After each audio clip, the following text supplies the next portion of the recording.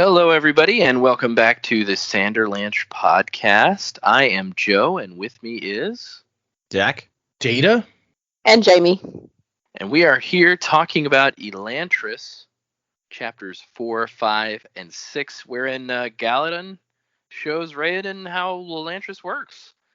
We get to learn a little bit about the gangs that comprise most of the city, and then we get an extra special treat. We find out that the Elantrians still have the ability to use magic. And then in chapter 5, we get Sarene in the court of Raoden. Hrathen shows up, makes some veiled threats, takes off. Sarene meets her uncle in court, Keen. She goes to his house, meets his kids, his wife, has some dinner, has a good time. And then in chapter 6, we get back with Hrathen, who checks out Elantris and cooks up a scheme to use the Elantrians to convert the unbelievers of Kay. So hold on to something. The Sanderlanche is about to begin. Feed the fire, set me free in this city of dreams. Push my mind into overload. Hack the wire, smash the team in this city of dreams. We'll be immortal in the code. Mind into overload. So yeah, we had just a new triad, some interesting stuff. Fun fact before we get into it. This her uncle is the first character we've met with the double I, which is pronounced according to the pronunciation key as I. So his name is Kai-Ein. well, that's not confusing at all. Yeah, No, I'm just yeah. going to say No. Keen. Keen good is with how I Keen. say it too. Yeah. Is he It's too basing hot. these pronunciations on particular cultures or something? Or So he is bringing it. Apparently, he had like a language person and helped develop his own language. But the pronunciations of the vowels seem to be due to the fact that as we get into aeons more, it'll talk about it, and you can see the list of aeons in the back of the book. It won't. If you want to go look at what they look like, it's not going to spoil anything to see the list of aeons. But the names are kind of based. Everyone's name in Aeonic, at least, is based on an aeon, and so it's like the name is like built around the name of the aeon. And so that contributes to some of the weirdness in how things are pronounced. Okay. Yeah. But anyway, so what did you guys think of these 3 chapters? So I really enjoyed the 4th chapter, Raoden hanging out with Galadon in Elantris. I thought the gang thing was really cool, that there's 3 gangs and they kind of each run their own area of Elantris. As far as Galadon basically saying, like, I don't know anybody who's lasted years in here, I think that's total crap. I think there's, like, especially the gang leaders, I feel like they've probably been there for a long, long time. Maybe even some of them, like, since Elantris was there, or, excuse me, since Elantris changed.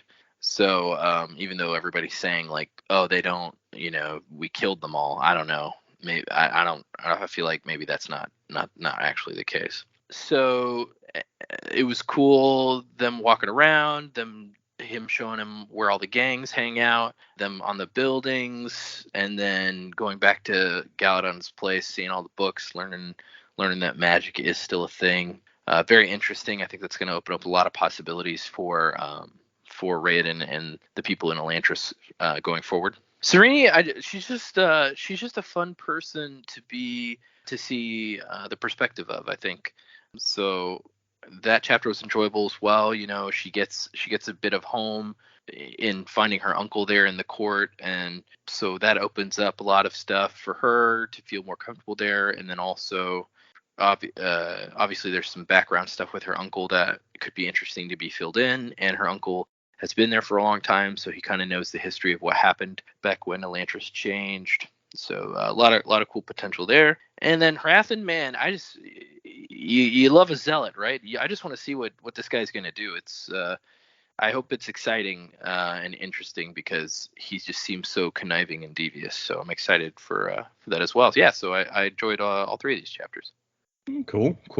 Yeah, it'll be interesting as we see more about the gang leaders. I know Galadon is like, yeah, people don't last long in here. I think that's one of the first things he talks about in this chapter, but who knows if he's 100% correct on that. Yeah, these are pretty fun. I mean, obviously we're still in setup mode. We're still just, learning about how things work and the various characters.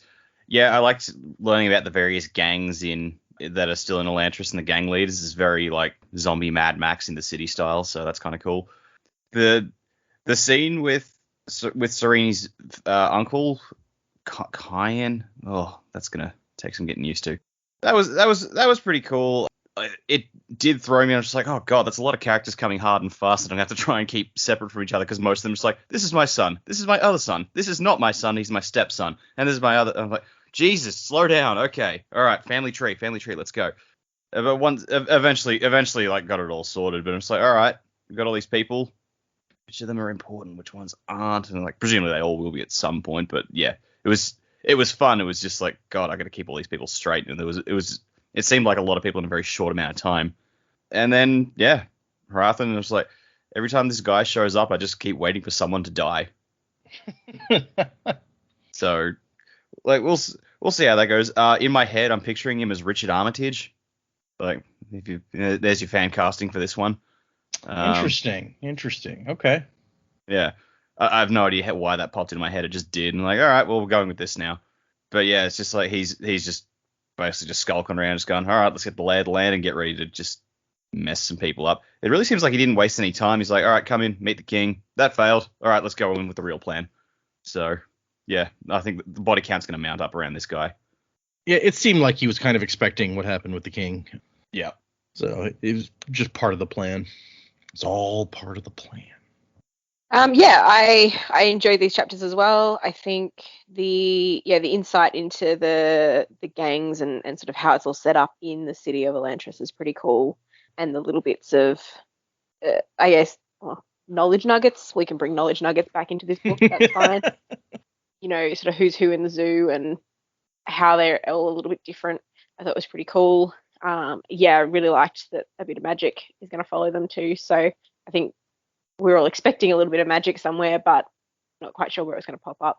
I really enjoyed the interaction for Sarene and her family. I thought that was a bit of fun. It's nice to have a family that actually likes each other in this book rather than having families trying to kill everybody and just being awful people. Yeah, I really enjoyed that interaction as well.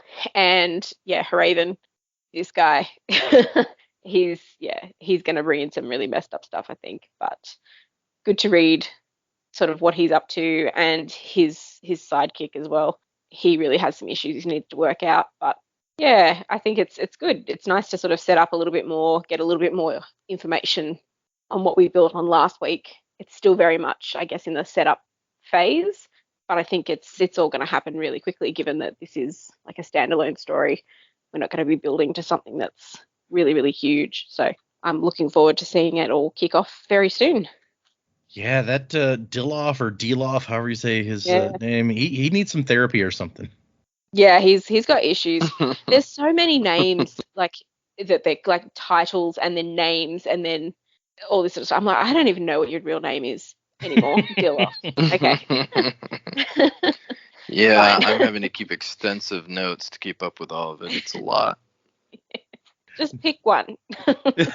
Yeah, now that you don't have to write down any epigraphs, you got new note-taking opportunities. Yeah, it's a roll lot. Call. Yeah, even with all the names, it's actually a lot less than what I was doing before. Because before, when we would read a section, it would take me 2 or 3 pages front and back because I was writing out the epigraphs. This was only one front page, so easier for sure. Just wait till we get to Stormlight. It's epic. There'll be lots of people and things happening. Hopefully, I'll be dead long before we get to Stormlight. Wow. Oh my gosh. Okay, before we get into it, I was gonna say, since we're starting with Raoden's chapter, I thought I would mention this thing from the annotations. I don't know if you guys are getting used to Colo yet. We talked about it last time, but what he says is his editor and him agreed on almost every edit or change made to Elantris, except for how often the word Colo was used. So I'm guessing Brandon was pro Colo. Yeah. His editor was con Colo. yeah, that's exactly. Brandon says that because he's doing with like the 3 main characters or the 3 main viewpoint characters, I should say. Like, he knew that Galadon's not going to have like this viewpoint when we're doing triads, right? So he's like, I have to get his characterization across in the dialogue. And so I wanted him to have like a very specific sound and attitude to his speech. And part of that was like, he wanted it to have a chatty feel. He says the doula habit of calling everyone friend comes from this idea that they're chatty, and that also ending a statement. He says linguistically, questions are less antagonistic than statements. So adding this question at the end of everything he says is like specifically designed to make the language feel like not antagonistic. And he says that there's several real languages, such as Korean, which is one that he knows, that do a similar thing. Even Canadians get made fun of for being like a at the end of sentences or whatever. And so he says it's kind of the same concept. Those are trying to sound like softer by being interrogative at the end. That's one of the criticisms of the Australian accent, like how we always just end everything in a question mark because we're too insecure to say it as a statement. Yeah. It happens all the time. Interesting. Okay, I don't know that I've heard that down. before. Joe's like, next time I'm impersonating an Australian, I'm going to make sure to do that. Did Yeah, that? Put a question mark. Yeah, they call it upspeak. Oh, yeah. I've heard the term. I thought like Colo was him checking his understanding. So I was getting really annoyed because I was like, how dumb do you think this guy is? At the end of every statement, it's like, do you understand? Do you understand? I was like, oh my God, I'm gonna hit him. Yeah. It's like a Jack Sparrow savvy thing, right? Yeah. It's like that bloody I feel owl more from comfortable Legend of with Zelda. it. Just- Oh, my gosh. Would you like me to repeat that, Colo? Oh, gosh. And then you accidentally say yes, and then you hate yourself for the rest of your life. But Brandon's editor Colo. found the Colos too distracting, and also felt that in connection with Sule, people would get the two words confused and start having trouble understanding the sentences. So the editor kept cutting them out, and Brandon kept putting them back in. And he's like, in each successive draft, he'd try to cut more, and I'd try to keep a hold of as many as possible. And it says, I was half tempted to throw a Colo into the draft of Mistborn just to amuse him. And so if I was the editor, I would quit. Apparently the like compromise is that instead of having like the end of the sentence be like comma Colo question mark, the sentences are now it's like it's hot today period, and then Colo question mark is a different sentence, and somehow that made the thing easier to swallow, I guess, for his editor. Okay. Every Colo. What would that do to the word count? Interesting question. I guess it depends on how much Galadon talks overall. Oh no, we've lost like a whole fifth of the book. He says they ended up cutting between a third and a half of the uses of the word overall. Okay. So Brandon did the put double what you want in, so that Exactly. half taken out, you get what you want. Oh man. There we go. Perfect. So yeah. Oh yeah, that would be a lot of Colo. As we get into Raoden's chapter, I thought that would be a fun detail to mention. I like this chapter also starts just like the last one didn't start with, but when he shows up in Elantris, there's the woman screaming, and here we're still it's like, yep, woman keeps screaming, but this is a different woman this time, so it's okay. I don't know why that makes it okay, but I was going to say, is it? it's not okay. Everyone's screaming. It's a shit place. But someone new has been thrown into Elantris, a woman who he says, it says her face bespoke hard-won wisdom and courage, which made watching her even all the more difficult now that she's tossed in here and not happy and kind of breaking down, basically. Because she screams and scratches at the slime on the doors and eventually just kind of like gives up. It's sad. And we start to figure out the system here for who gets to attack you when you show up to town.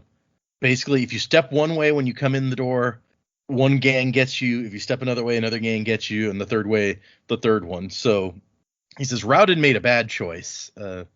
He stepped, I guess, left. What was it? No, he stepped right. Galadon says if he turned right, if she had turned right like you, she would have been at the dubious mercy of Sheor's men.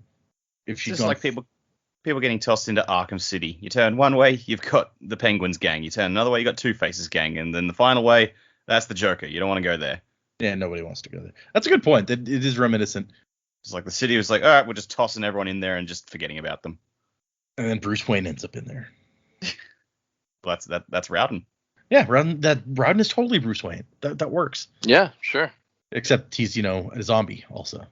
Hmm. But yeah, it's like Karata is the direction that she did turn. Galen's like, Karata's men rarely hurt you. They just take your stuff. Better be hungry than spend the next few years with a broken arm. He's like, wait, next few years? I thought you said, we live forever, right? He's like, yeah, we assume. If you can find an Elantrian who stays sane until forever, then I guess we'll be able to prove or disprove that theory. And he tells them that people last like a year in Elantris, maybe 2, before they just lose it. The cuts and bruises and stubbed toes pile up, and a person can only take so much before they're just lying there mumbling or screaming. Galadon himself has only been here a few months. And they talk about the hunger a little more. He's like, why do they even want like that shit food? But it's like there's one loaf of bread and a few crappy vegetables. And he's like, oh, you just wait when you get hungry enough. And Galadon's like, geez, are you not scared of anything? And he's like, actually, pretty much everything here terrifies me. I'm just good at not showing it. So we got 3 gangs ruling 3 sections of the city, much like Arkham City. Elantris is now Arkham City in my brain. You've ruined it forever. The market section is ruled by Sheor. That's going to be the Joker. Sure. Because Sheor's men are crazy, and he's like, yeah, you remember when they were too busy licking the slime off your offerings to introduce themselves? Ugh. Karata, she's the one who very politely relieved that woman of her food today. She runs which section? The palace. And then Andin, or maybe it's Aindin, I'm gonna say Andin, spends his time in the university. And he's like, oh, really? So he's like a smart guy? He's like, no, he just realized that a lot of the older texts were written on vellum, and you can eat that. I will gain this book's knowledge by eating the book. And Raoden's like, Stomi, that's atrocious. The old scrolls, there's supposed to be countless original works in there. They're priceless. Galen's like, yeah, well, what good is literature when your stomach hurts so much your eyes water? And he's like, 2-century-old lambskin can't possibly taste very good. And he's like, well, it's better than slime. So they ran out of scrolls a few months back and tried boiling books, but that didn't work very well. I'm trying to decide if books would be edible. I guess. Maybe. I mean, it's probably worse paper. things you could eat. Yeah, it's not good on the digestive system, that's for sure. No. I mean, vellum is just animal like skin, so that I feel like that's not much better. So pork rinds is what you're saying. Okay. Leather, yeah, that's less appetizing. And there's no good outcome here no, for anyone's food choices. I guess if you're hungry enough, and Raoden's like, I'm surprised they didn't try eating each other. And he's like, oh no, it's been tried. But apparently something happens to us, and it makes us taste really bad when you turn into an Elantrian. It's so violently bitter that no one can keep it down. You taste like the buffet at Sizzler. I guess really, if you're going to make all these people like so hungry they'll do anything to eat, you kind of have to write that they taste bad, or there's no explanation for that why they haven't all murdered each other. Yeah. True. Plus, it's not really a logical leap. It's like, all right, you guys now look like you got covered in blotches and everything else like that. Yeah, okay, there's going to be some sort of rot in you that's going to make you taste foul. I've always wondered about that with like zombie stuff too. It's like the zombies don't eat each other, but they still have flesh and like organs and stuff. There's no friendly fire in zombie land. Yeah. And then we have one of those jumps that Joe finds jarring. I think you get used to them as we go. Yeah, but is it something I should have to get used to? Well, and I mean, really, I guess in a different world where the chapters were written together, it would be like this is where you would jump to Sarene for a minute, and then you jump back, and it would be the next part. But he separated them out, so you get everybody's story separately. So, but Raoden makes a good point here. He's like 10 years is not long enough for like a city to start crumbling, and the wood and bricks are decaying and stuff. It's like the city itself is somehow dying and rotting. And it's impossible to keep clean of the slime. Everything is covered with slime. Ectoplasmic goo, huh? Save me some.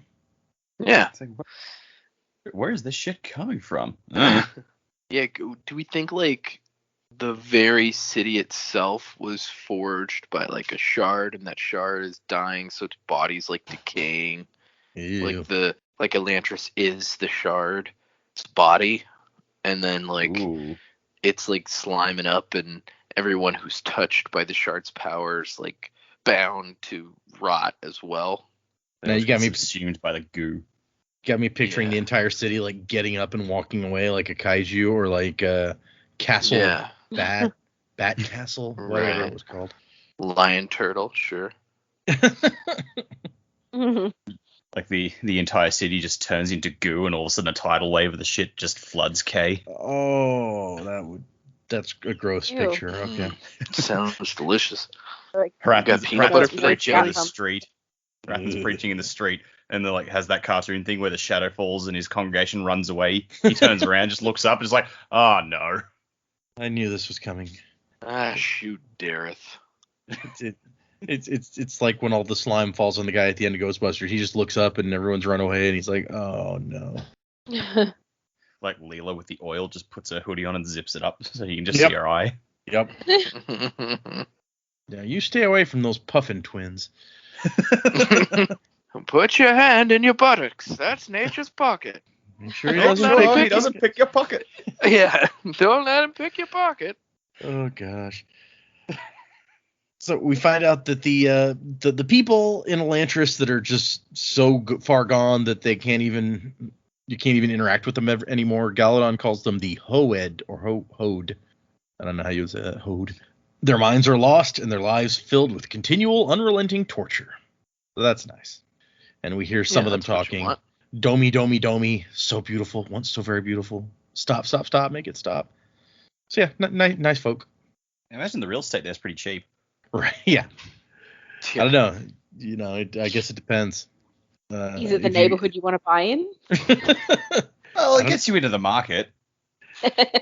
It's a very select thing though, because you got to become an Elantrian before they let you in. So Yeah, true. that's An a high exclusive price to pay. slum? Yeah, a very exclusive slum covered in slime, a slime slum. And he's thinking about his friends. So he says that Keen is a buddy of his, and he's like, I wonder if they'll keep the group together. What about my best friend Lukel? I barely got to know his new wife, and I'm not gonna meet my own wife. Which, foreshadow. Yeah. Was she really as witty and interesting as she seemed? So it's kind of fun seeing his perspective that he also kind of liked her. Point to yes. You think she's witty? You don't know how witty she seemed, Sure. though. We never saw their conversations. So That's true. But she seems witty. She certainly got one over on her little cousin. When she's like, I remember somebody saying I was too tall in my Take that, 12-year-old. yeah, exactly. Also, I'm going to admit that it wasn't until we were just recording this right now that we got to, my best friend Lukel. I'm like, wait a minute, that name's familiar. Oh, that's the stepson. Yep, we know that guy. Yep. I did not put that together until BFFs just now. forever.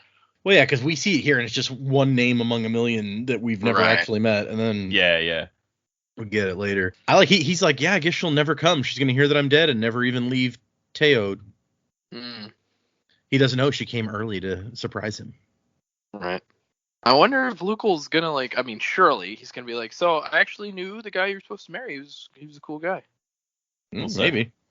So did the uncle, apparently, because he's mentioned here as well. Is like he's holding the group together. It's like, fuck, everyone just knew him. Yep.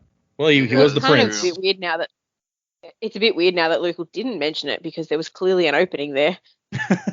Yeah, Keen as well, but I guess they got some kind of secret underground thing going, like Yeah. Ellen's like philosophizing group, except probably Useful. valuable as opposed to his group, which was terrible. Oh, speaking of, after we talked last time, and Dak was like, because he talks about how Hrathen's gonna have to send all those priests back, and we're like, well, how far away is that? And I had to go and look, and if you look at the maps at the beginning, Teod, which we know is 5 days away, is actually further away on this map than Fjorden is. Oh, okay. If you go back and look at that map, the one that had Naz's note on it, you can see Fjorden has taken over this entire continent except for the little piece that's Erelon, and then Teod is up in the north a little bit. Yeah, I guess. So anyway, That comes to the Fjorden is also just friggin' huge. yeah. Well, and I mean, in the letter that Viking Pope sent was like, we've taken all the lands except for these now. But that didn't really like jog in my brain until you look at the map and it's like, oh, they really do have like all these countries under them, including Duladel, where Galadon's from. So Dunedain. It's always going to be Dunedain now. Yep. Anyway, so he's like, yeah, she's going to stay in Teod and find another husband, I guess. No one knew what had caused the Riad. There were those that theorized, most of them Durathi priests, that the fall of Elantris had been caused by God. So the Elantrians living as gods set themselves up. You just can't let that happen. God under the rocks struck them down. Yay! Yep. It had come with a tempest, that much even Raoden remembered. The earth itself shattered, an enormous chasm appearing in the south of Arelon. You can actually see that if you look at the map that's just Arelon. There's like a big like Grand Canyon looking thing in the south. I like how it says that even Raoden remembered. Like, this was only 10 years ago. He wasn't like 5. I don't understand how old he's supposed to be, but surely, I'm not sure, yeah. Surely he would have been like a teen when it happened. You would think, right? Like he's got to be in like his 20s at the Right. youngest at this point. Yeah. Well, Yeah, wasn't he wife to me like was 22 or 25. something? Yeah, like he Mm. was younger than her, I think, but for some reason in my head he was about 22 now. She was 25. Sounds Well about past right. her prime, apparently. Yeah, totally. Even yes, though, but still. even so, if there was a great earthquake when I was 12, I'm pretty sure I would You'd remember that. Yep. Yeah. Yeah. Yep. Yeah. And I wouldn't I be mean- like, man, I'm surprised I remember that. I'd be like, no, that was horrible. I remember everything. The I big mean, one. yeah, our city caught fire when we were 14, and like we both remember that. Yeah. Yeah, I bet. Oh yeah. Jamie's like, I do remember that actually. Yeah, she's like, oh, I'm surprised I remember that. It Completely took me a destroying your while argument. to it took me a while to realize that you were talking about something that actually happened, not hypothetically something. No, in I a book. didn't make that Yeah. up. No, I remember. I was here when it happened. I was here. I do remember. I remember evacuating. It's fine. Ugh. So yes, Raoden, maybe he's younger than we think. Who knows? He was like, I was 5 back then. I'm 15 now. I'm not past my prime. I'm right in my prime marrying years. Oh gosh. But he takes it as it's like this. Everything should not be crumbling in just 10 years. The filth shouldn't be piling up this quickly. Not so few people here. It's like Elantris is intent on dying. A city committing suicide. It's like this slime is ash or something. That is a weird parallel. Yeah. Yeah, The so it magic doesn't, is like rain dying. from the sky. Oh, what if we get into like the next Raoden chapter and it's like Galadon's like, oh, here comes the slime rain. Uh-oh. I would be Slime like, wait a second. Wait a second. Does it always just rain weird shit in these books? It's like only in Elantris though. Like people outside Yeah. never see the slime rain. In Stormlight, it rains puppies. I will. That would be nice. Well, the word Well, storm is right there in as- Stormlight. So. As long as Yeah. they land safely. Yeah, right. That would be messed Right. up. If, Yeah. It's just Aw. dead puppies falling from the sky. Well, it's like the fourth frog Dresden rains? Files book, yeah, where it's like frogs are raining down, and at first it's just like gentle. He's like, oh hey, look, let's take a look at this frog, and then it gets kind of messed up, and he's trying to drive, and they're like splattering on his windshield, and That's actually happened though. I think that happened in LA. ugh. There was a tornado or something that was a bit further inland. It picked up a whole bunch of frogs off a pond, and then they just flew through the sky, and then they all just landed in a. I think it was LA. I could be wrong, but yeah, I like they have had heard about that a happening. frog rain Yeah. for like days. It's messed up. Oh yeah. Messed up. So anyway, Galadon is taking Raoden to the market next. He's like, yeah, merchants used to come to sell their exotic goods to the Elantrians. A man could buy like anything here. They didn't give everything away for free. Colo? Now that's just where we get the shivs. Yeah. Yeah. I don't know if it's because he says Colo at the end, but it's like they didn't give everything away for free. Colo, it sounds like sexual. Like they didn't give it all away. Yeah. Colo. Wink, wink. Yeah, now I'm replacing that with like a wink and a nudge. Yep. Yeah. Wink, wink, nudge, nudge. Oh. And Raoden says, "Can we get closer?" And Galen's like, "Well, you can if you want. I'm not going in there. Sheor's men are fond of chasing people. It's probably one of the few pleasures they have left." And he's like, "Okay, well, tell me about Sheor." And Galadon's like, "Well, in a place like this, you look for a leader, someone to ward off the chaos and make you feel like a society for a little bit. Sheor likes controlling people, and for some reason, the most wild and morally corrupt Elantrians find their way to him." And Raoden's like, "Well, if they're so uncontrollable, then why is there even like an agreement? Why is anyone following this agreement?" And Galadon's like, "Well, because the other gangs are also big, and no one wants to like have a fight where you never recover from any of the wounds. So, yeah, that would suck." So they don't want to have an Anchorman style fight because they won't recover from like a cut off arm or. And they won't die from it either. So yeah, they're just hanging out. That So would like suck. that one guy from Anchorman who's just like, oh, not again. That one guy being Luke Wilson? Yes. Yeah, that guy. I killed a guy with a trident. Yeah, we saw that. Yeah, Brick killed a guy. Yeah, I've been meaning to talk to you about that, Brick. You may want to go to a friend's house or lie low because you're probably wanted for murder. It really got out of hand. So then they go see the university where Karata hangs out. Oh, no, that's where Andon hangs out. I'm sorry. The palace and the university border each other, and that's Karata and Andon's stomping grounds. I don't know if you guys, I know I've talked about the Unbreakable Kimmy Schmidt before, but anytime Karata's name came up, I just kept thinking, karate, which is something that they have in the Unbreakable Kimmy Schmidt. So you should definitely watch it. It's worth a watch.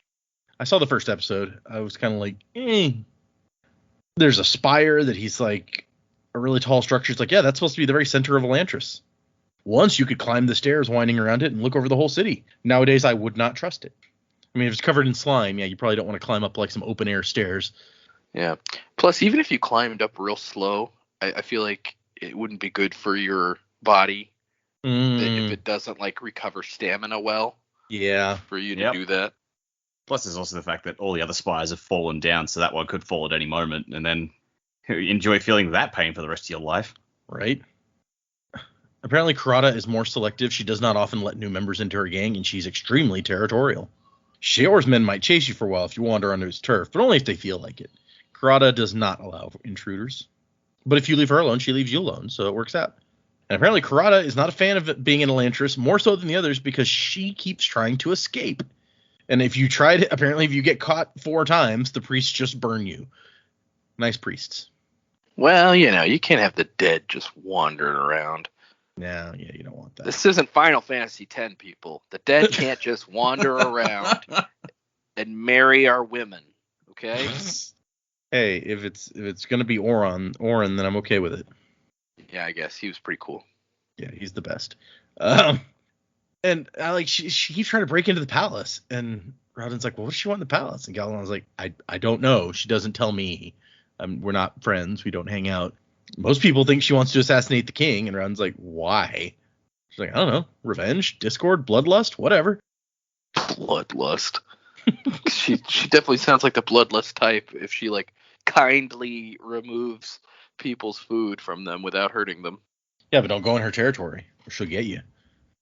I mean, this whole thing says a hell of a lot about her as it is, because it says, oh yeah, she just breaks out of Elantris, goes to the palace in K, and like people on the outside don't know about the Elantrians' injury thing, so she like tries to break into the palace. Presumably, she gets the shit kicked out of her, and she's living with that every time she comes back into Elantris.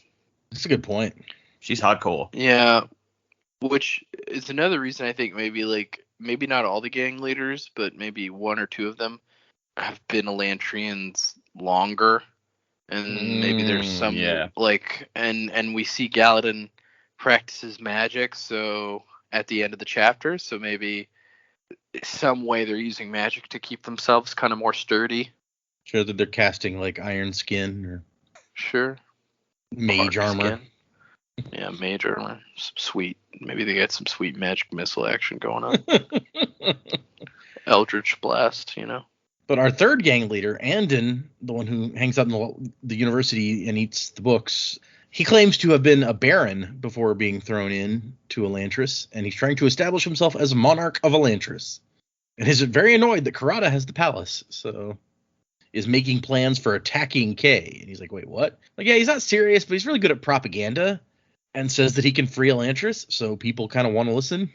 And Raoden's like, if he was a baron, I probably knew him, but not by that name. Must have changed his name. Then they find the one well in the city. It's like, oh yeah, indoor plumbing, Sule. Courtesy of Aeon Door magic. Wells were not necessary, but this one is like maybe for religious ceremonies or something. I don't know, whatever. And I guess it says the water is gathered from the river, so I don't know if it's like a well so much as like a hole down to the river under the city. I mean, that's a well. You put a bucket down in there, you draw it out. Yeah. And then they see a Seon meandering about, occasionally flying in circles. And it says it was far too distant for him to make out the Aeon at its center. But apparently the Seons wander around, because when a Seon's master gets taken by the Shroud, the Seon is driven mad. Yeah. So very interesting, but sad. Yeah, so he's very sad about his own Seon, Ian. He's like, oh, he must be out there just crazy now. I love that guy. And then Galadon says, it's going to rain soon, and we should get inside. You don't want to spend the next few days with damp clothing, and you can't really make a fire here because all the wood is wet or rotten and won't burn. And he's like, so where do we go? And Galadon's like, whatever. Just you pick a random house. There's probably nobody there. I guess it's hard to remember. This is a very big city, and there's not that many people in it at this point. And Raoden is like, hey, but where do you live, Galadon? And Galadon's like, in Duladel? No, more recently than that. He's like, okay, fine. I'll show you where I live. And they get there, and Raoden's like, books! And Galadon's like, damn it, I'm never going to get rid of you now. So Galadon has found, like, an old, what looked kind of like a wine cellar, but looks like it was actually somebody's study or something. There were Aeons, the mystical ancient characters behind the Aeonic language, painted all over the walls, and shelves of books. And Raoden's like, but wait, maybe these books could teach us about the Aeons. Did you ever think of that? The magic of Elantris? They said before the Riad, Elantrians could create powerful magic just by drawing these Aeons. And Galen's like, oh, what, like this? And he reaches up and draws like a glowy white line with his finger in midair and draws like a symbol and just grins at him as like the symbol hangs there in the air glowing, and that's the end of the chapter. So he knows how to make alchemy circles. Cool. Is that what they do in Full Metal Alchemist? They draw in the air? No, they don't draw in the air. They usually draw on the ground. Okay. Or if you get touched by like the crazy transmutation afterlife creatures, then you're imbued with the power to know how to make a circle with your body. Yeah. And then you can do transmutation without a circle. Show me on the doll where the creatures touched you. They took his arm and his leg and his brother's whole body, so that's where they touched him. All right, because his brother's in a metal body in that show. I've never actually seen it. I've just seen like stuff about it. Right. Okay. So we cut to Sarene, and she's in the king's throne room, and she's like, where'd that guy come from? And we see the Giorn, our friend Hrathen, hanging out in the throne room, wearing his blood red armor and a crimson cloak. And she's like, you know what? The costume is meant to impress, and it's kind of working for him. It's like, I'm kind of impressed by it. But she says that it's mostly for show. Even in Fjordan's martial society, few people could walk as easily as this Giorn while wearing full plate armor. So the metal's probably super thin and light.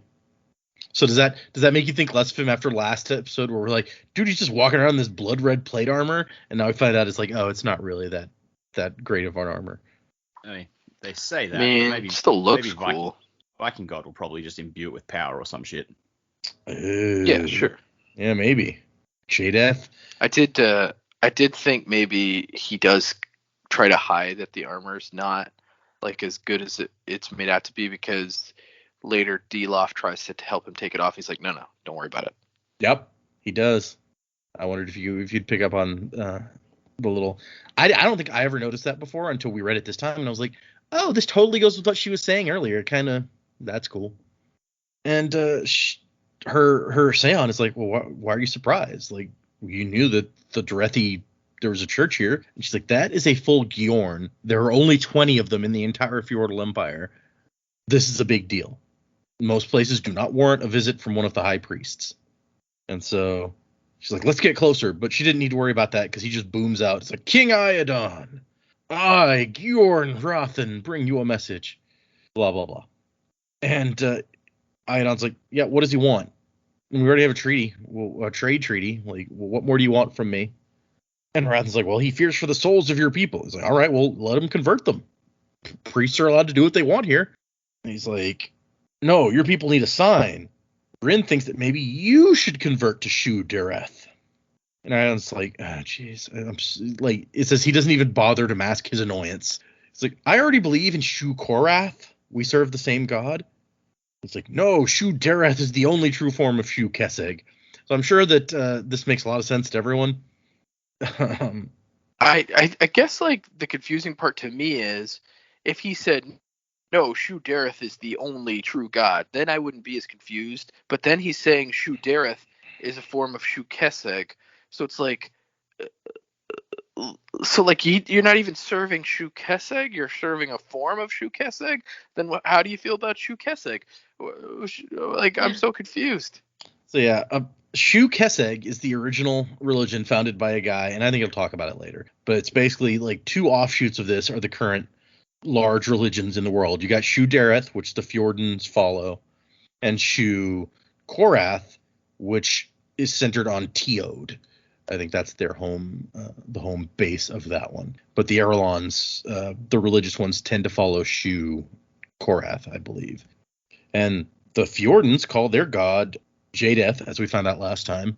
The Shu Korath call their god Domi, although I believe there's an original name before Domi, and when the people came to Erelon and the Aeonic language started based on the Aeons, they used the Aeon for, I think it's love, Aeon Omi, and made their god's name, like changed their god's name to be based on that. So anyway, fun religious background that they're actually going to get into later, but it's probably helpful to know. So yeah, it's like Iadon's like, no, we follow the same god. I'm already a member of the religion. Why are you bothering me with any of this? Go convert someone who doesn't believe. And Hrathen's like, you shouldn't dismiss this so casually. And the king's like, dude, do we really need to do this? No one cares about you or your stupid country that hasn't had any real influence in 300 years. Just go away. And Hrathen's like, nope, we're super powerful. It's like, oh yeah, well, where's your big empire? Where's your armies, huh? Maybe someday you guys will realize your empire collapsed 300 years ago. Off with you. And Sarene's like, wow, he must really be dumb, huh? It's like, how does he not know? Like, how are you king of a country and the only one left on this continent not under the like direction of these of the Fjordans and not realize what's going on? I mean, it also probably would have helped if Hrathen had actually said the details of, I've got a 3-month plan for you. Maybe that might have helped some things, but no. Well, you probably don't want to warn them. It's like, do what I say or an invasion is coming in 3 months, and give them 3 months to prepare for an invasion. Yeah, but he was very vague. It was like, you should convert. I don't see the point. Okay. Like, nothing at all. Maybe you should see the point. Oh yeah, no, you're right. There's not much. I think he really didn't want the king to convert. I feel like this is just, he had to make a show of it, and then he can go on with his actual plan. Yeah, true. That was also what I thought. Like, oh well, I tried. No, you didn't. Now I can overthrow him, and no one can say I didn't give him a fair shot. And Sarene is actually excited about this. She's like, oh, well, now you don't have to worry about me causing unrest among the nobility here, Ash. I got something much more fun to play with. Why would I bother my time with a bunch of incompetent would-be nobles when I can match wits with a Gjorn? It's like, if Iadon doesn't watch him, and it doesn't sound like he will, this guy will basically convert the city out from underneath him. So then my marriage to have an ally against them won't really help because they will be under their control. So Ash is like, so you're going to help Iadon? She's like, well, he's my king. Despite your opinion that he's insufferable? It's like, well, anything's better than feudal rule. So, and she finally concludes, like, maybe I've decided I can't really work with Iadon. Maybe we can just ignore each other and be happy that way. Which is when the king starts screaming, like, what in the name of burning Domi are you doing back in my court, girl? She's like, what? Don't you understand that women aren't to come to my court unless they're invited. It's like, oh, no one told me. And she's very intentionally trying to sound extremely stupid. And he's muttering. She's like, I just wanted to see the paintings.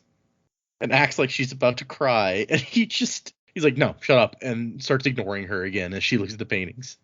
He actually does the talk to the hand. It's like, I don't want to waste any more of my time with this conversation because you're clearly an idiot, girl. So we're just going to be done. And I like the whole thing where Ash snorts. And she's like, yeah, how do you Seons manage to make those noises? You don't even have a nose. How can you snort? And he's like, years of practice. And she's just like, the king expects women. The king expects women to be foolish. So I will manipulate him by giving him exactly what he expects to see. It'll be great. And that's when somebody calls, not even her name. Somebody goes, Eenie? And she's like, who is this guy? And why does he think he knows me? Who is this lunatic? And what does he want with me is what she says. That's when Uncle Hagrid shows up. Yeah, I guess. It's David Harbour. And he scoops her into a hug, and he's like, you've changed. Like, when I last saw you, you were only knee-high. And he's like, well, maybe you weren't ever actually knee-high, but not taller than waist, certainly. And she finally realizes that this is her uncle, Hunky K, as she calls him. But without the beard, she didn't recognize him. Apparently, Erlon nobles don't wear beards. And he's like, come on, you got to meet my wife. And she's like, wait, wife? You're married? I'm shocked, even though I haven't seen you in 10 years, and clearly lots of things have changed. Her uncle had been a sworn bachelor and a confirmed rascal. The wascally wabbit. He's like, I guess this is her father's brother. And he's like, how's your father doing? Acting properly regal, I assume? And apparently she didn't realize that there seems to have been some sort of falling out between her uncle and her dad. She just has always believed her dad's story that he went far away on a voyage and settled down somewhere. And he's like, okay, if you're as smart of a woman as you were a girl, then you should have been able to figure out that was BS at this point. And she's like, but why? I mean, you could have you're just like a 5-day trip from home. You never came to visit. And he's like, stories for another time. Come meet my wife. The monster of a woman who managed to capture your uncle. I like this guy, and I agree with Jamie that I really like the family dynamic that we find they have going on here. But let's see, there's an interesting part in the annotations about this. Let me find it here. He says, I've gotten some grief from readers regarding Keen's family. Some think that the family as a whole feels too modern. And it is an anachronism that, to an extent, I will admit to. One of the quirks about the fantasy genre is how it generally prefers to deal with ancient governments, technologies, and societies without making its characters actually conform to ancient personality patterns. In other words, most fantasy main characters are people who, if dusted off a bit and given a short history lesson, could fit in quite well in the modern world. And he says, I'll be honest, I prefer the genre this way. I don't read fantasy because I want a history lesson. Though learning things is nice. I read it for the characters, and I want them to be characters I want to like the characters I get to know. So basically, maybe this modern sort of family dynamic is very modern and wouldn't have existed in like a society of this level of technology in our past. But he likes it. So we're gonna, so that the characters are more likable, we're gonna go ahead and use this. And he says, my in-world explanation is just because our world placed a certain kind of cultural development alongside a certain level of technological development doesn't mean it has to be that way. Yeah, that's fair. It's fantasy. You can just make this shit up. It's like, right? It's kind of the point of the genre. You can do whatever you want. Yeah, exactly. Yeah, I didn't question it at all. I was just like, okay, cool. You have stepchildren. That's fair. Yeah. And I mean, for us, it's like this is the sort of family dynamic that you've seen lots of other places, so you buy into it easily enough. I guess if you're a real stickler, then maybe you're like, no, this is not how families worked back then, but whatever. It never bothered me either. Nah. So I just going back to what we got. So he has a big mansion, and she remembers him being a successful merchant of some sort, with always bringing exotic gifts and clothing. The younger son of a king and a very successful businessman. I like a young girl calls out, father's home. And he's like, yes, father's home. And no, I didn't bring you anything. I've only been gone a few minutes. And it's a little girl about 10 years old, it says, with a pink dress tied with a white ribbon. And she's like, I don't care what you did or didn't bring me. I just want to eat. And a little boy that looks almost identical to her says, when do you not want to eat, Casey? And so these are her cousins, Casey and Daorn. And then a new guy walks in and says something snarky, and here is Lucal, his wife Deora's son from her previous marriage, so his stepson. And he's like, not that that makes me any less his son. You can't escape responsibility for me that easily. And Jala, his Lucal's new wife, they were married last month, it says. And she goes, you're Fjordal? And Jala says, Sfordish. And Serene's thinking, well, Svorden is basically just a Fjordal province at this point. Which, if you go back and look at that map we were talking about, you can see Svorden up in the top right of the Fjordal section. Every time I see Svordish, I think swordfish. Yep, absolutely. Now I want to watch the movie Swordfish. It makes me think of Svalbard, which is in Dungeons and Dragons. Svalbard's a real place. Oh, yeah? Yeah, Svalbard's a real place. It's off in Norway. That's in his Dark Materials, that's where the armored bears live. And then I looked it up when I was a kid, and it's like, oh, it's actually a real island that has a polar bear sanctuary. Yeah, that's where the global seed vault is. Maybe it's Svalborg, not Svalbard. I think Svalborg is what you're thinking of in D&D. Yeah. Mm-hmm. Yeah, that's where they keep all the seeds in case of disaster to the world. But apparently they met at the Svordish University. So even though Fjorden and Erelon don't get along well, you could send your kids to university in Svorden. Everyone's cool. Yeah, it's like Durmstrang in Harry Potter. And they she says congratulations. Nice to know I'm not the only newlywed in the room. And is unable to keep the bitterness out of her voice. And her uncle's like, yeah, I'm sorry. I didn't want to bring it up, but I'm sorry about what happened. Yeah. But he knows Raoden, and he's like, if it helps, he was one of the best men I've ever known. And if you knew more about Eroline politics, you would know that I don't say that lightly about a member of Iadon's court. And they're all kind of sad for a minute. Because you remember, we find out Lucal is his best friend, so probably sucks for him too. And the little girl's like, yeah, whatever, dead princess, food. That's food. How tactful. Yeah, right? She's 10. What are you going to do? And Keen is apparently the cook, and Sarene is amazed. And it's like, oh no, this guy's traveled all over the world and brought back recipes from everywhere. He's baking some Jindo food tonight, which on the map, Jindo is just below Duladel, in case. See, this is the kind of thing we were talking about last time, where I like having the maps and being able to be like, oh, hey, look, see, yeah, that's right there. I know what they're talking about. Yeah, it's always helpful. And the little boy's like, Jindo food's too spicy. And then we found out there's another, Lucal's full brother, Adian. And Casey says he's probably sleeping. He's always sleeping. I think because his mind is only half awake. And the mom's like, people who say such things about their brothers often go to bed without supper. So she's like, don't talk shit about your brother. And that's where we get into they're sitting at the table eating, and the little girl's like, you don't look like a princess. You're too tall. And her mom's like, Casey. She's like, it's true. Princesses are supposed to be petite in all the books. I don't even know what petite means, but I don't think that's her. Which, jeez, okay. Wow. Called you too tall and not fit or thin or whatever all in one go. Well, no, but it's like you get like a little bit more in, and Serene's just like, no, I'm from TO. We're all this tall, and the boy's like, but Father's from TO too, and look how tall he is. And the girl's like, yeah, but Father's fat. Why aren't you fat, Serene? Yeah. If you're gonna be tall, you gotta be fat. Come on, everybody knows that. The taller you are, the fatter you gotta be. You just can't be a lanky princess, clearly. Yeah. Oh my gosh. And then the dad's just like, yeah, okay. He knocks on her head. Is like, yep, completely hollow. That explains a lot. And she's like, I still think princesses should be smaller. Besides, they're supposed to have good table manners, and she's dropped like half her food on the floor. Whoever heard of a princess that didn't know how to use Maypon sticks? Everybody ever? Nobody knows how to use those except for you and the people from Maypon. Jerk. Well, apparently, the Maypon sticks, which are kind of like chopsticks, except one of the sticks has like a little scoop on it. I think it describes it like. They are originally from Maypon, but the Jindo use them, which is, I guess, why we're using them with Jindo food. Mm-hmm. I think there's actual utensils that some culture uses that are like that. Interesting. I wouldn't surprise me. I've never seen one, but I've always thought about chopsticks. It would be real nice if one of these had a little scoopy thing on it. Yeah. Scoop it with one, steady it with the other. And then we get a look at the last child, Adian, who is pale and eats awkwardly with stiff and uncontrolled motions. And he mumbles to himself, talking about numbers. And Sarene thinks that she's met people like him before, children whose minds weren't completely whole. He's Rain Man.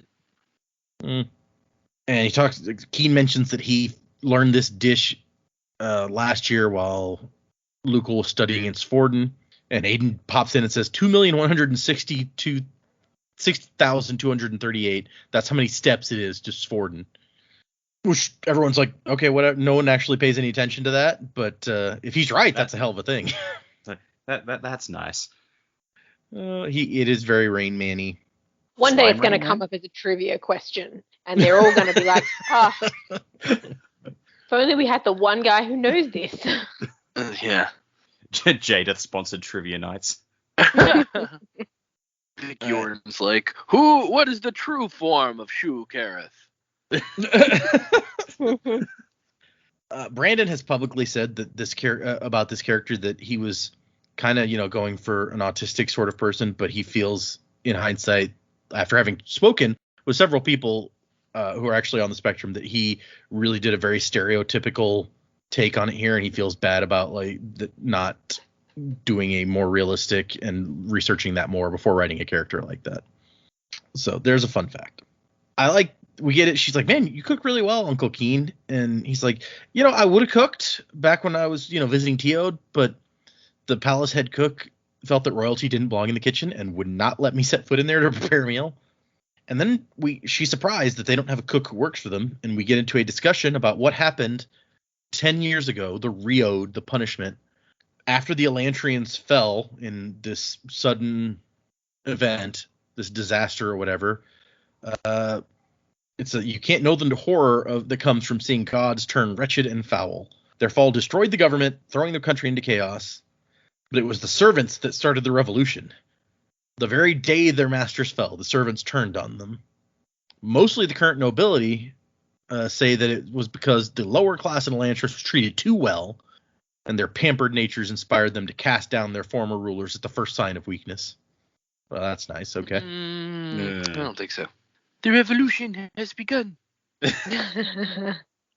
You've treated me so nicely. I'm gonna kill you. But yeah, so basically the servants started this revolution, and a lot of people suffered a lot. The entire country was thrown into upheaval overnight. And so it's like, ever since then, we cannot convince ourselves to hire servants. It's like, we don't want to be the next up against the wall when the revolution comes again. And she's like, it's fine. You'd be surprised how much you can get done without needing servants, especially when you have a couple children to do the dirty jobs. And Lucal's like, that's all we're good for, scrubbing floors. And Keen's like, it's the only reason I ever found for having kids. It's fun because it's true. Oh, wait, no, that's mean. No, it's in all honesty, having two kids this age, it is a lot easier to clean than to get them to clean. Like, I have to spend an hour getting him to clean what would take me 15 minutes to clean myself. So sometimes it's not worth the trouble. Yeah. Bye. Oh, goodness. And so Casey declares herself a princess, and Keen's like, oh, so you're a princess now. She's like, well, if Sarene can be one, then I can too. After all, you're her uncle, so that should make you a prince, right? It's like, technically, I don't think I have an official title anymore. That's probably because they kicked you out because you spoke of chamber pots during supper. Princes can't do that sort of thing. Just imagining him on the boat flipping the bird at his brother as the boat drives away. It's like, fuck you, asshole. And his brother's just like, well, guess what? You're not a prince anymore, dickhead. Just for that. That's harsh. Yeah, Teod politics, man. Right? Yeah, who knows what goes on there, right? Yeah, they flip each other off all the time, I'm sure, in Teod. Oh, yeah, that's what I do. Is the highest form of insult over there. But she's like, so you're a prince, Dad. That makes me a princess. And her brother's like, actually, he's not the king. His kids would be like barons or counts or something. And she's very disappointed. I feel like if I'm having dinner with this person, I find out that my dad's a prince and that would make me a baron or a count, I'd be like, okay, that's pretty cool, actually. Both of those titles just sound so much cooler than prince or princess. And it's like, yeah, I'm a baron or I'm a count. It's like, right? Sounds like, yeah, like I've got a big spooky castle and I got hounds. Got the Hound of the Baskervilles going on. I like it. Yep. For Christmas one year, I randomly found online and was like, okay, we're doing this. I got my wife. She is now a baroness of Sealand because you can buy noble appointments in that country. Well, country, Oh, yeah. quote, air quotes. Right. So fun times. Yeah. So, I'm practically royalty. Clearly. Sealand. I think you need to buy yourself a baronship before you say that. Yeah, well, that's a lot of money. Yeah. I don't know. You just Yeah, Birthday's coming up. she's the baroness. You just married into it. That's true. Still good for me.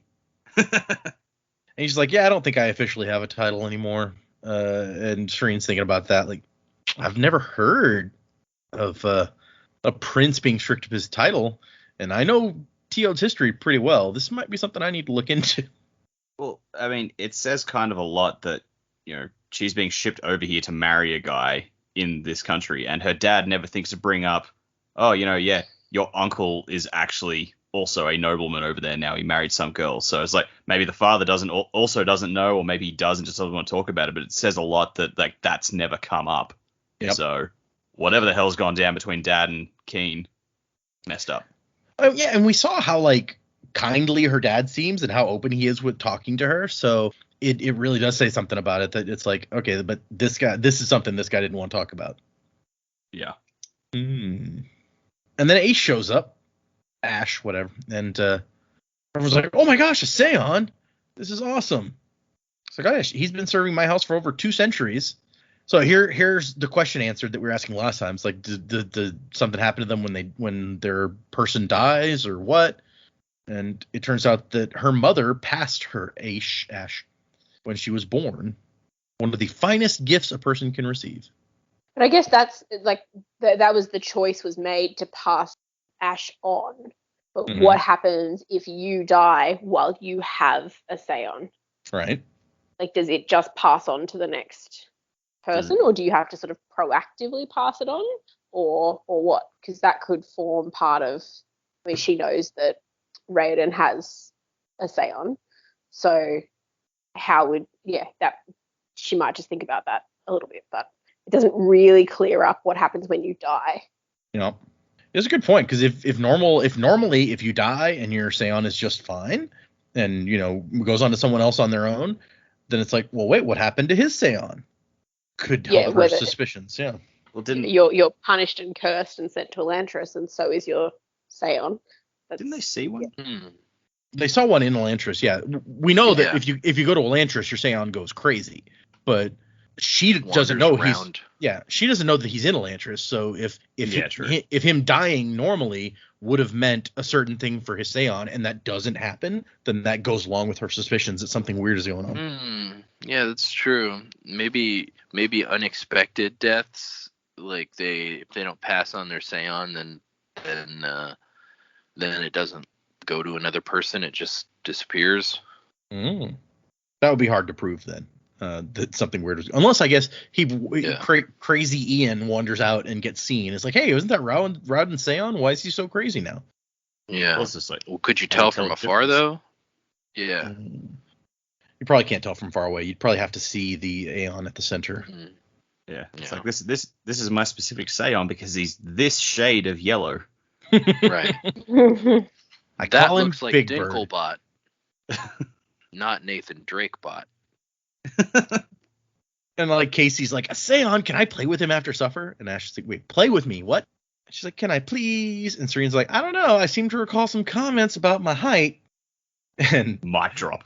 Everyone laughs, and that's the end of Serene's chapter. I like that she got such a positive ending to that chapter. It was really nice for her. Yeah. You are a part of this family because you have the sass. And we cut to Hrathen, who's like, yep, there's no hope for that king.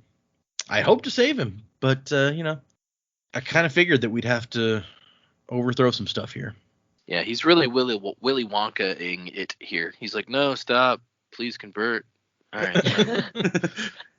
And I like the note that he's like, if we just gotten here 10 years ago, right after the Riad, then we could have taken over while the country was in chaos. But we didn't know at the time, nobody knew if there was some sort of disease that would spread, so we stayed away.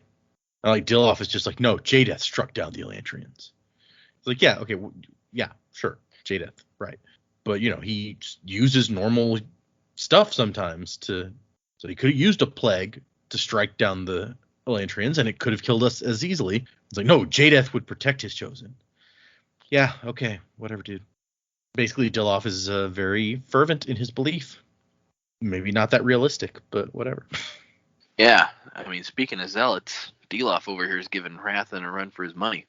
It's like, I'm a zealot to the point of not believing anything is not from Jadeath. But Hrathen starts thinking back. We know that Duladel fell not that long ago, and he says memories of the Duladel revolution were still stark in Hrathen's mind. The death, blood, and chaos. Such a cataclysm had to be avoided because he doesn't love carnage. So he's like, I got to make sure that doesn't happen again. But at the same time, Jadeath got a Jadeath. The Empire is going to expand, and we can't wait around for these people. You can't make an omelet without pillaging a few villages. Wait, Yeah. what? Well, it depends on if you have any eggs or not, and clearly the villagers do. So, and then he's like, I saw something weird in there. Did you see that girl? She was really tall and looked really out of place. And Dilloff's like, oh, what was she wearing? And he's like, all black with a yellow sash. So she put on a yellow sash. I feel like she just wants to piss off her new mom now. Yeah. And it's like, oh no, yeah, that's the new princess. And the royal engagement contract made her his wife as soon as he died. And it's like, oh, okay, where's she from? Teod.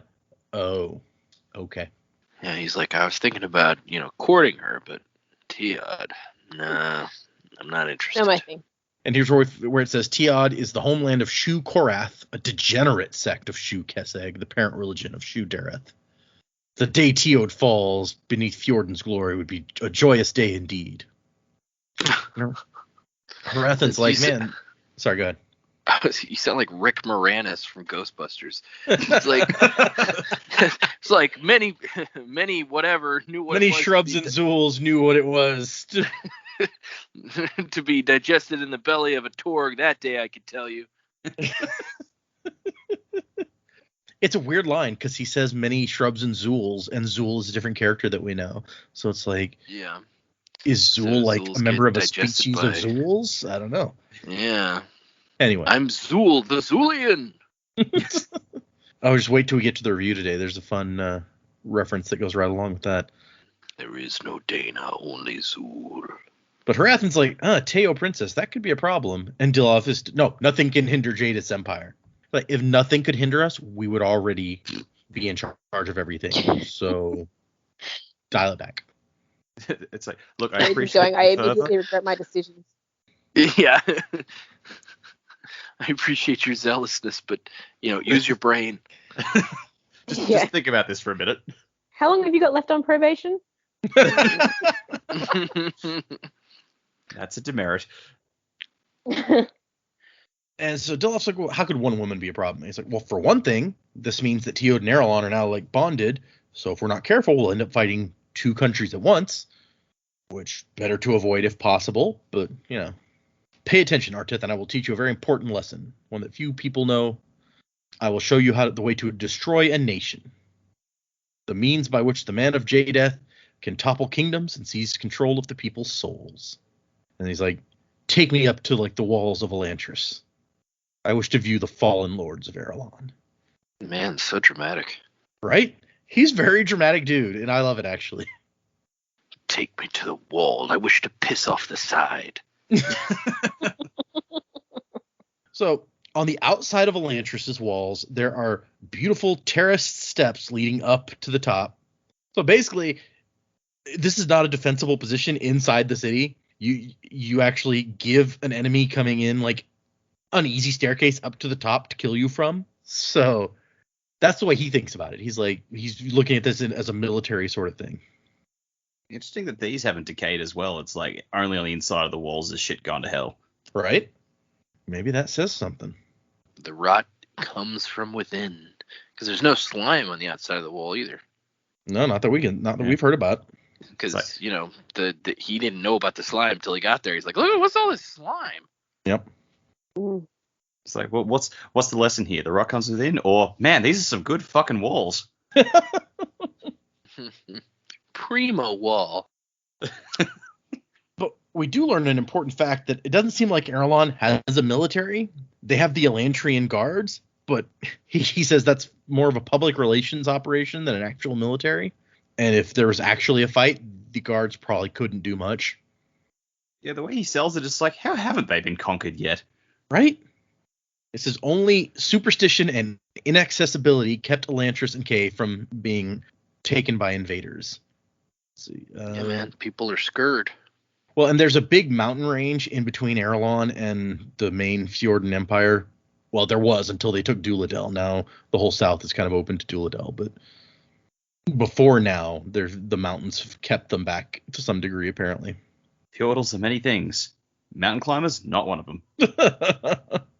But he also says that there's bandits and thieving bands around, but the larger ones are either under feudal control, which means they have not attacked because they haven't been ordered to, or they were bribed away by Kay's nobles. Both situations were temporary. So Erelon is in a very precarious situation right now. And he's like, if we don't conquer it soon, it's going to collapse on its own because it got so many stupid problems, including inept leadership, an overtaxed working class, dwindling resources, and so on. And Dilloth, in addition to just being really into his religion, really hates Elantrians, especially.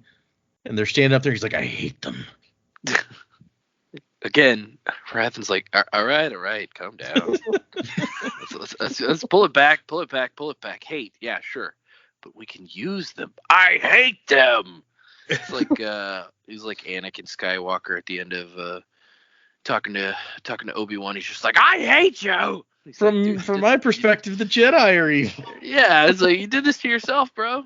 He said, don't jump over me. I'm going to cut your legs and arm off. And he's like, I don't care. But he had the high ground. Exactly. That's what Anakin failed to recognize.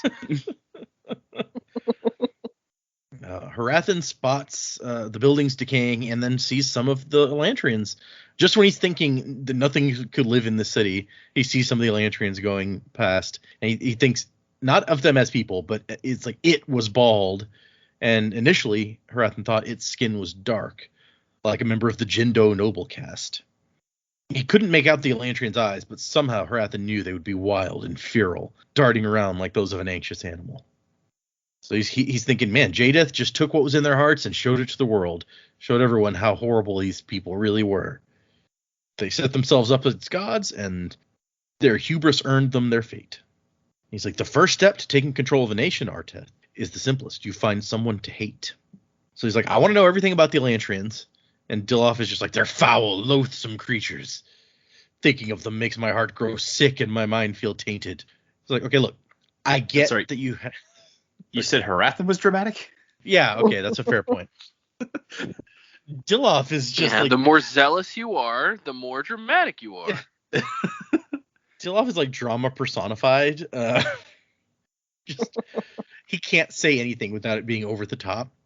And Hrathen's like, okay, look, I get that you have strong feelings here, but you need to actually give me information that's useful. Let's put your feelings aside for just a moment. I promise. We'll get back to them. But we got a job to do. And so, remember, Dilloth is from Erelon, so he was like, "Were you ever here before Elantris fell? Did you see the city?" He's like, "Yeah." Was it as beautiful as people say? Pristine, kept white by the hands of slaves. All of Erelon were slaves to the Elantrians, the false gods. Oh, jeez, okay. He's like, what about their magic? Did they really have magic? Nope, that was lies. A carefully crafted hoax.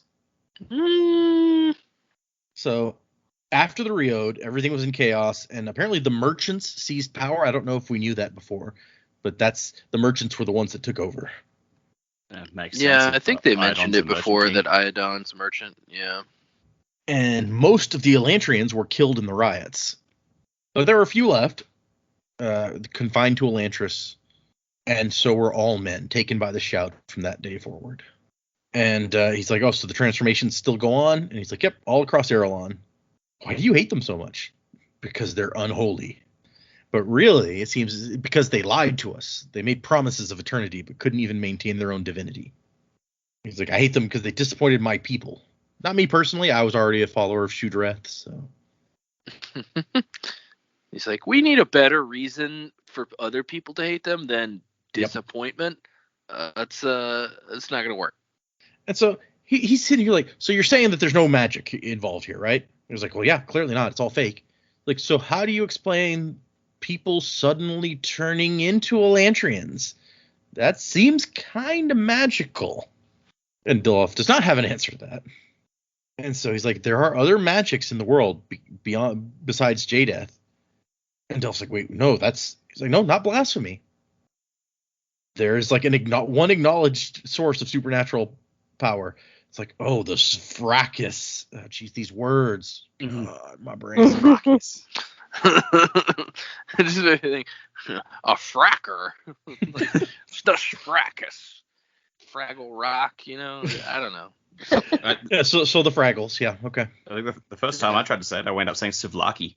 Souvlaki, yeah, okay. Souvlaki. That's harder to. The food is harder to make sound like a bad guy than. Dovahkiin. The Fraggles are souls of dead men who hated Jada. Fraggles. And so these souls, I guess, have a power after death because of their hatred of Jadeath. I don't know. It is an accepted doctrine that they can control the bodies of the evil. So I was like, oh. So, and then Dilloff's like, wait a second, you don't really believe this, do you? He's like, well, it doesn't matter. The connection is logical. People will follow it. So right now what we have is these people who people don't hate them. They pity them because of how like horrible their situation is. Demons, however, everyone can hate. So if we make people think the Elantrians are demons, that gives us an in, and people will want to follow us. And Dilloff's like, yeah, okay, good. That means we get to destroy them, right? I was like, yeah, eventually. First we use them. Later we'll talk about destruction. You will find that hate can unify people more quickly and more fervently than devotion ever could. So I like, this guy's very practical. He's like, look, we want to convert these people. Devotion would be good. We'll settle for hate. Whatever gets us there. And that is the end of our chapter triad. Just speaking of, for next time, we're going to do another 3 chapters, 7, 8, and 9. So another triad of perspectives. In the meantime, let us do predigments. What do you guys think? Now that we've got a little more information, we're still meeting new people, learning new details, like Jamie and I think practically everyone said in the intro. We're still very much in the setup phase of this book. But what do you guys think is on the way?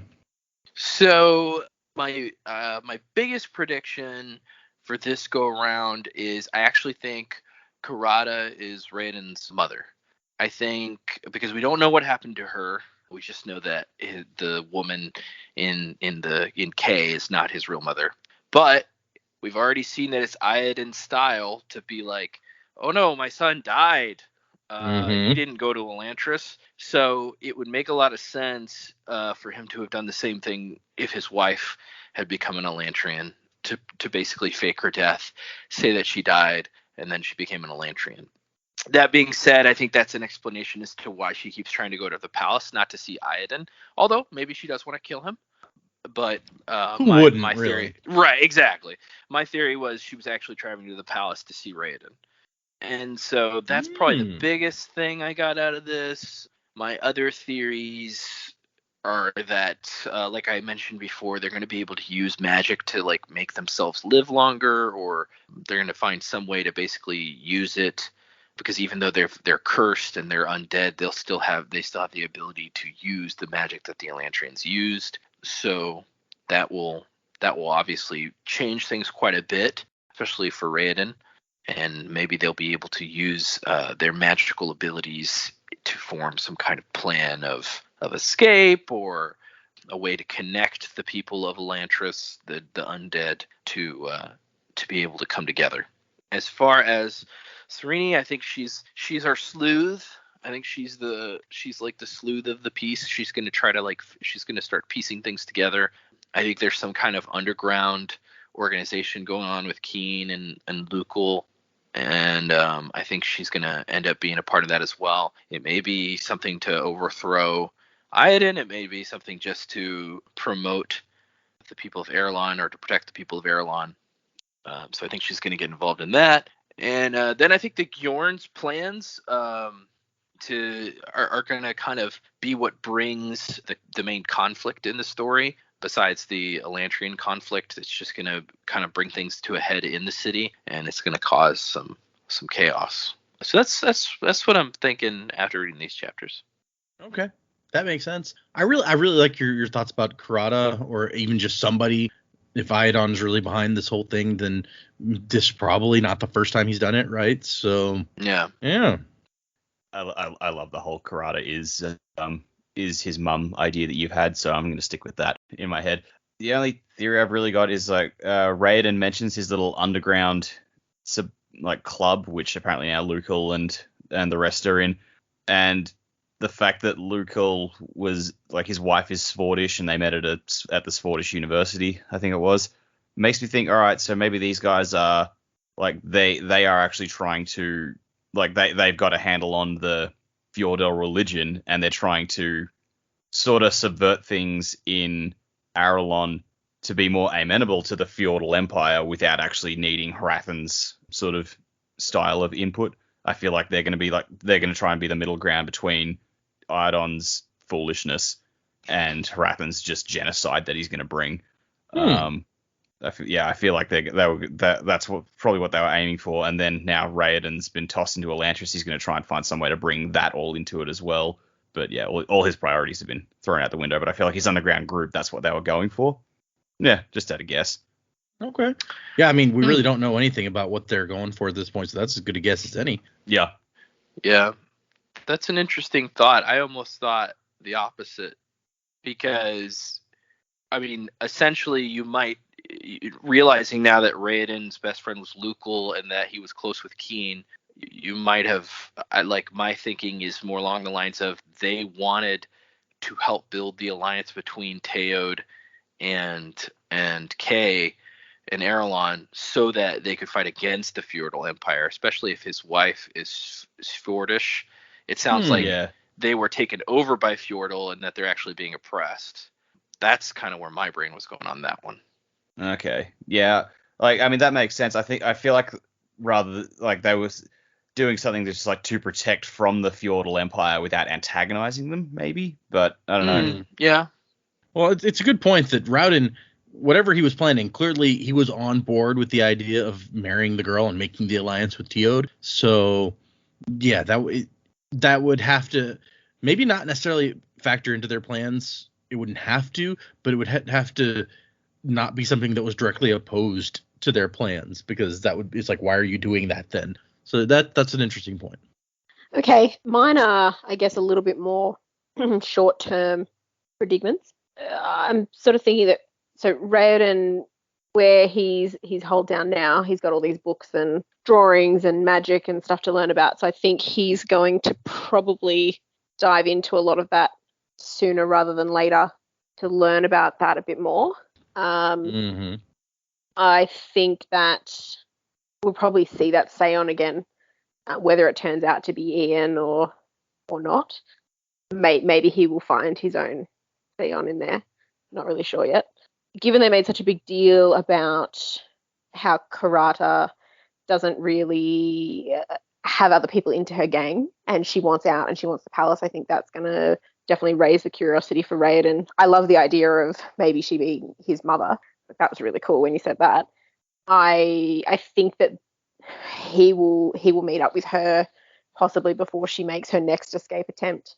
Maybe he will end up with her gang or something, I don't know, but there'll be some reason that they want to meet together. If she's been trying to get into the palace, regardless of the reason, having someone from the palace there would be quite appealing to her, I think. So I think they will meet up fairly soon.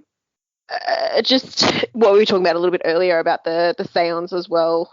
I think what happens to a Seon when you die is going to be really important to Sarene to figure out what happened to her husband.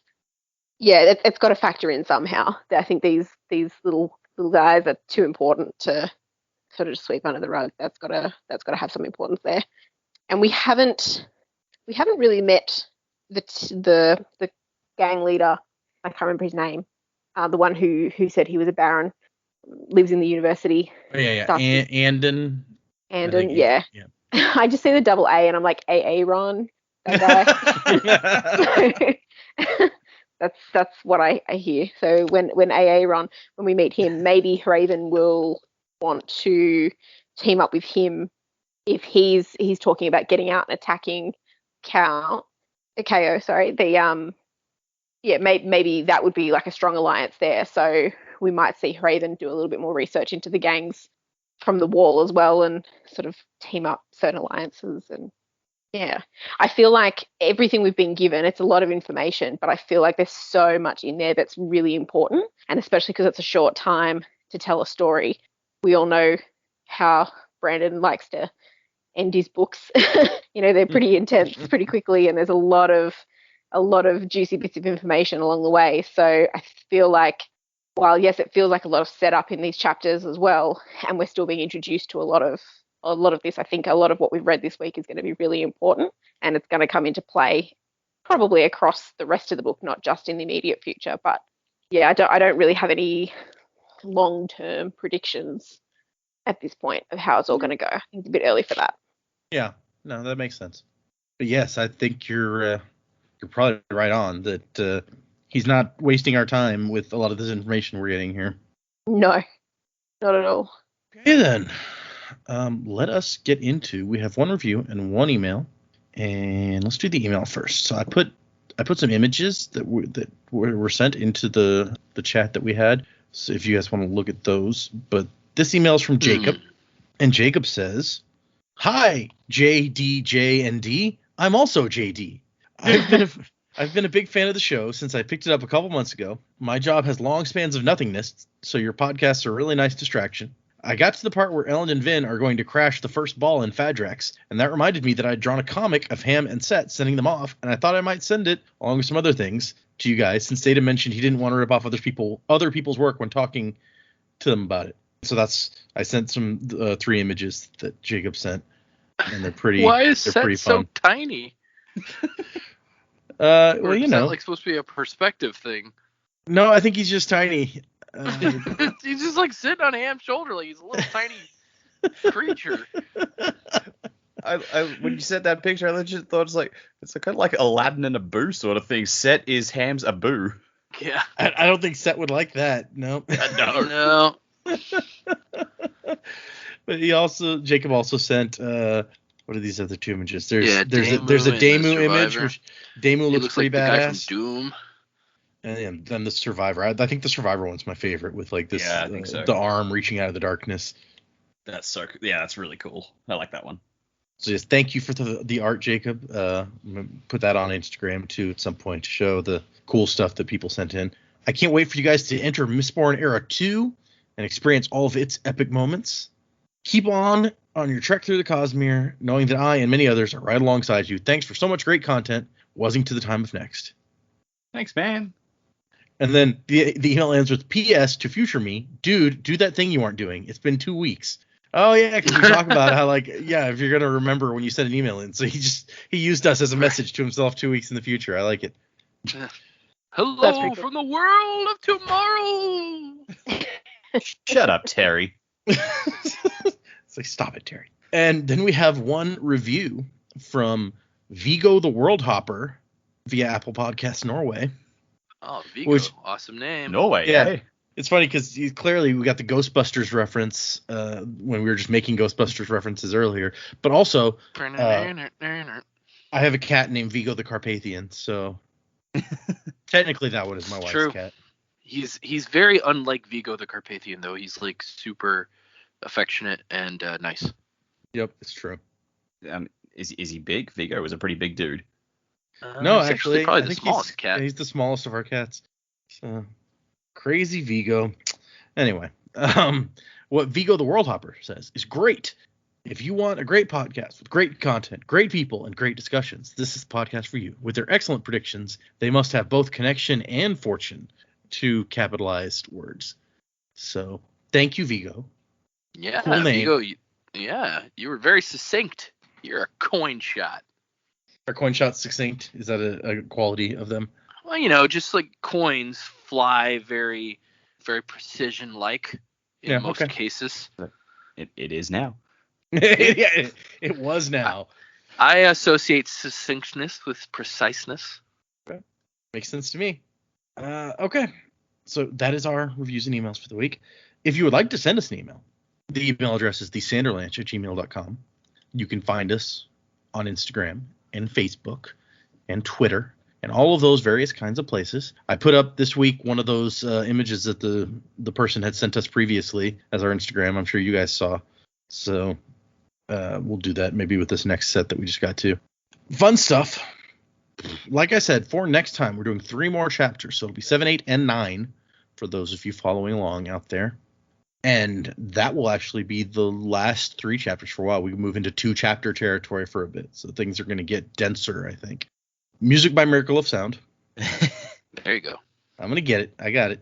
And it's not by me this time. No. Not unless something goes horribly awry between now and the time it comes out. And wuzzing to the time of next. Colo? My name's Julian. Get out in the city of dreams. Get up, never setting you free. Get up,